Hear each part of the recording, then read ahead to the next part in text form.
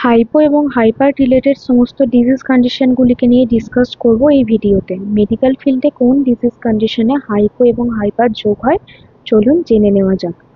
তো hypo means less than normal range, মানে normal রেঞ্জের থেকে কম।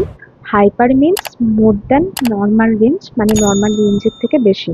প্রথম হচ্ছে হাইপোটেনশন। তো হাইপোটেনশন হলো সেই কন্ডিশন যখন আমাদের ব্লাড প্রেশার নর্মাল রেঞ্জের থেকে কম হয়, তখন সেই কন্ডিশনকে হাইপোটেনশন বলা হয়। নর্মাল বিপি কত? 120/80 mm/Hg।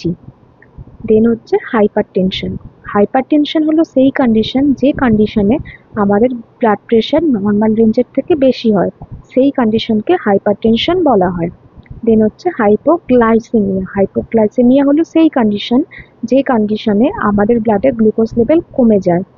এক্সাম্পল কি? Fasting blood sugar 70 mg/dl।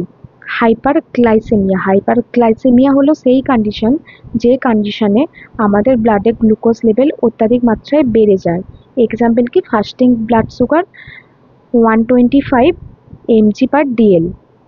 দেন হচ্ছে হাইপোক্যালেমিয়া। হাইপোক্যালেমিয়া হলো সেই কন্ডিশন যে কন্ডিশনে ব্লাডে পটাশিয়ামের মাত্রা কমে যায়। নর্মাল রেঞ্জ কত? 3.6 to 5.2 milliequivalent per litre. ঠিক ওর দিকে যখন পটাশিয়াম লেভেল বেড়ে যায়, সেই কন্ডিশনকে বলা হয় হাইপারক্যালেমিয়া। দেন হচ্ছে হাইপোন্যাট্রিমিয়া। ব্লাডে সোডিয়ামের মাত্রা নর্মাল রেঞ্জের থেকে কম হলে সেই কন্ডিশনকে হাইপোন্যাট্রিমিয়া বলা হয়। নর্মাল রেঞ্জ কত? 135 to 145 milliequivalent per litre. আবার অপর দিকে যখন সোডিয়াম বেড়ে যায় তাকে হাইপার ন্যাট্রিমিয়া বলা হয়। দেন হচ্ছে হাইপোক্যালসিমিয়া। ব্লাডে ক্যালসিয়ামের মাত্রা নর্মাল রেঞ্জের থেকে কম হলে তাকে হাইপোক্যালসিমিয়া বলা হয়। নর্মাল রেঞ্জ কত? 8.5 to 10.5 mg/dl। আবার অপর দিকে ক্যালসিয়াম যখন বেড়ে যায় তাকে হাইপার ক্যালসিমিয়া বলা হয়। দেন হচ্ছে হাইপক্সিমিয়া। হাইপক্সিমিয়া হলো সেই কন্ডিশন যে কন্ডিশনে ব্লাডে অক্সিজেন লেভেল কমে যায়। এক্সাম্পল কি? Below 60 mm/Hg। দেন হচ্ছে হাইপার ক্যাপনিয়া।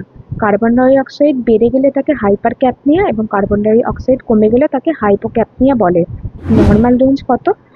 35 to 45 mm/Hg।